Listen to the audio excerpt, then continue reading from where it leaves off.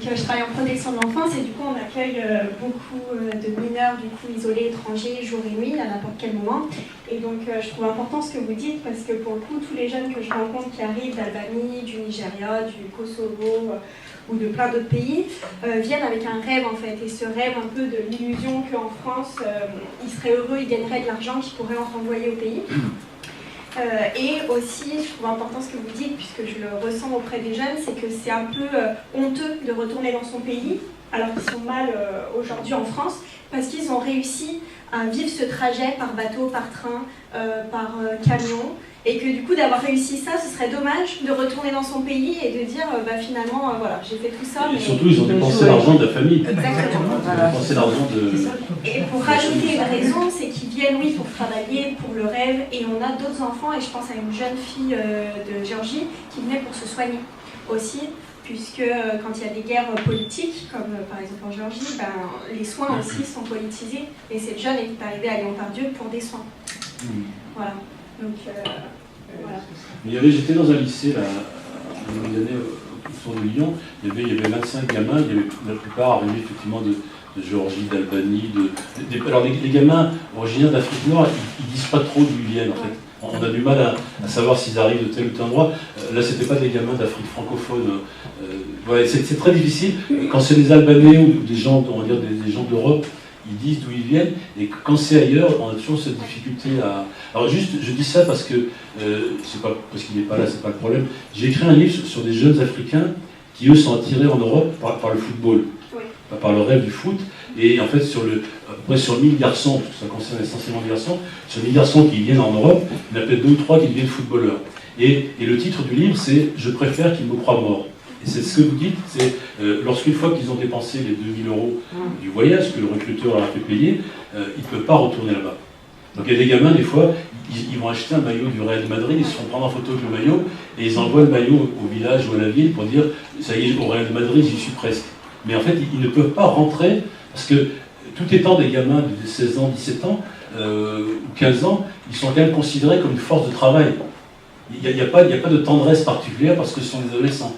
Ils partent parce qu'ils doivent rapporter de l'argent. C'est pas du tout pour faire le balayeur dans le métro, c'est pour être footballeur à Manchester ou à Chelsea, mais dans la tête des parents, c'est le même truc, on va ramener de l'argent.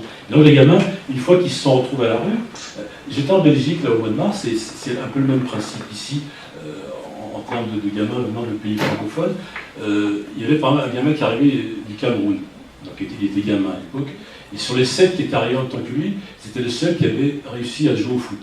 Les autres, ils travaillent dans la restauration, donc restauration ça veut dire restauration, hein, en fond de cale, ou dans l'hôtellerie, aussi pareil, veilleur de nuit, des choses comme ça. Et le foot, mais ils ne sont pas rentrés chez eux. Ils ne sont pas rentrés chez eux parce qu'ils ne peuvent pas. Et j'expliquais aux gamins en Belgique, je crois que c'est arrivé hier, il y a un gamin qui était dans un train d'atterrissage, mais c'était aux États-Unis. Mais il y a des gamins qui étaient arrivés en Belgique dans un train d'atterrissage de l'avion, mais morts. Lorsqu'on monte à Mons-Lupior, on s'évanouit, puis après on meurt de froid. Et j'expliquais aux élèves à qui je parlais qu'en fait, cette envie de partir, elle pousse même les gamins à partir dans des conditions où ils savent quasiment qu'ils vont mourir en fait. Mais ils venaient pour jouer au foot. Il y a un autre cas en Belgique où c'était un gamin qui arrivait du Sénégal et il est arrivé dans ce club et il s'est blessé et on l'a opéré de l'autre jambe. Les types se sont trompés. Donc il s'est trouvé doublement handicapé. Et heureusement, il avait un numéro de téléphone, il a appelé un type qui était en Bretagne, près de Brest. Il a dit est-ce que je suis. Et il se retrouvait dans la misère, à la rue. Quoi. Voilà. Donc, mais ils ne peuvent pas rentrer. Ils préfèrent, effectivement, ils disent je préfère qu'ils me croient mort plutôt que de rentrer comme un malpropre après avoir dépensé l'argent.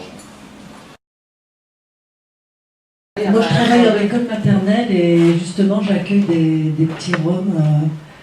Et il n'y a pas très longtemps, il y a une semaine, il y a un papa qui est venu nous voir. Il y a son enfant qui est à l'école depuis 3 mois. C'est des enfants qui sont adorables, extrêmement attachants, affectueux, qui veulent réussir. Et de voir simplement de l'eau couler du robinet, pour eux, c'est une fête, c'est quelque chose de... Franchement, on ne sait pas les accueillir. Ça fait très mal au cœur parce que je pense que de les laisser à la rue, c'est pas humain. Et dès que la trêve hivernale est tombée, Xéxian n'est pas venu ce jour-là, ni lui ni son petit frère. À 11h20, quand les parents sont partis, quand les parents sont venus chercher les enfants, donc j'ai voulu fermer la porte justement de l'école. Et dans la rue, il y avait quelque chose qui m'interpellait, j'ai regardé un peu plus près, et c'était le papa de Xéxian, avec la maman, un bébé dans les bras, et les deux enfants, donc celui qui est en primaire et Xéxian qui est chez nous. Et il m'a fait des signes. Et donc je lui ai dit de venir, le papa, et il m'a expliqué qu'ils avaient dormi dehors, parce qu'on les avait mis à la rue. Et est-ce que, comme il n'était pas venu le matin, on pouvait quand même l'accepter à la cantine pour manger? Il voulait absolument que ses enfants aient ce repas à la cantine. Donc, avec l'équipe des personnes qui travaillaient, la directrice n'était pas là. Elles ont pris sur elles, parce que normalement on n'a pas le droit de les accepter à cette heure-ci, parce qu'il faut les inscrire le matin ou décommander 48 heures avant. Donc, les filles de la cantine ont pris la responsabilité d'accepter cet enfant et de le faire manger. Le papa est tombé en larmes parce que pour lui, ils allaient manger ce jour-là. Et ben, la directrice a été vraiment très en colère parce qu'on a donné un repas à cet enfant.